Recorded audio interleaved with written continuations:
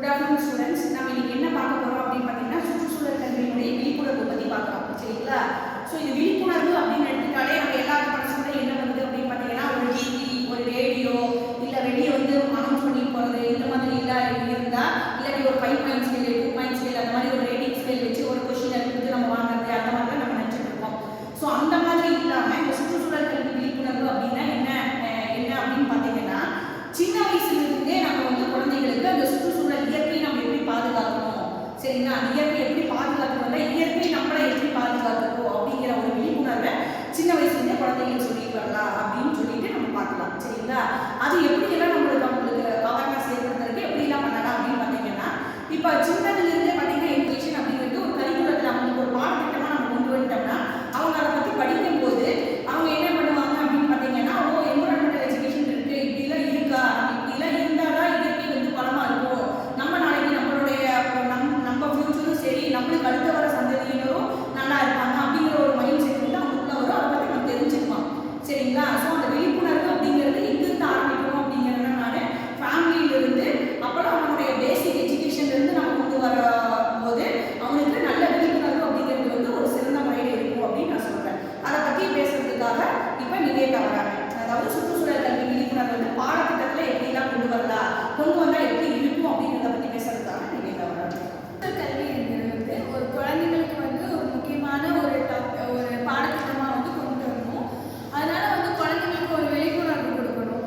இப்போ போய் செடி நட்டு வைக்கிறது, மரம் நட்டு வைக்கிறது, இந்த மரம் செடி வைக்கிறதுனால குழந்தைங்களுக்கு என்ன நன்மை சொல்லுது, மரம் நட்டு வச்சா மழை வர்றது, தண்ணீர் பற்றாக்குறை இருக்காது, அப்புறம் அதனால உணவு தட்டுப்பாடெல்லாம் வராது அப்படின்னு சொல்றாங்க. இதெல்லாம் குழந்தைங்களுக்கு ஒரு விழிப்புணர்வு கொடுக்கணும் அப்படின்னு சொல்றாங்க.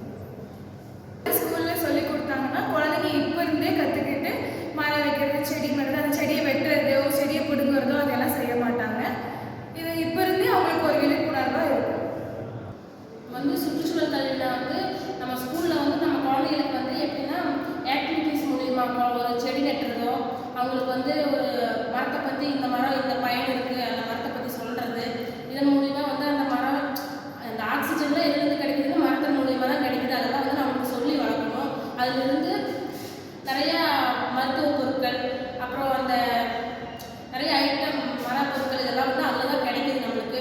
அதெல்லாம் நம்ம குழந்தைகளுக்கு நம்ம சொல்லிக் கொடுக்கணும். அது மட்டும் இல்லாமல் குழந்தைகளுக்கு அந்த தான் நம்மளுக்கு மழை நீர், குடிநீர் இதெல்லாம் மர வளர்த்தனால தான் நமக்கு கிடைக்கிது. சுத்தமான காற்று.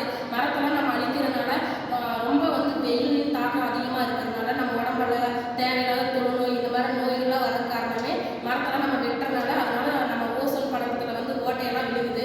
இதெல்லாம் நம்ம குழந்தைகளுக்கு நம்ம சொல்லிக் கொடுக்கணும். இப்போ இருந்து மரம் நட்டுறது ஆக்டிவிட்டிஸ் பேஸ்டாக ஒரு ஃபங்க்ஷனுங்கும் போது க்ரீன் டேஸ் இந்த மாதிரிலாம் கொண்டாடி அதில் மரம் நட்டுறது, இதில்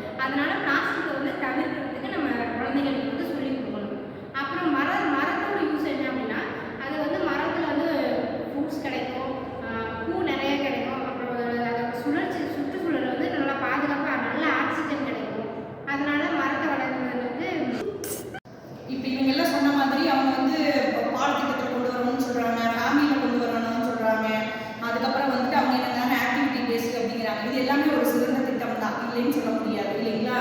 ஸோ அது எல்லாமே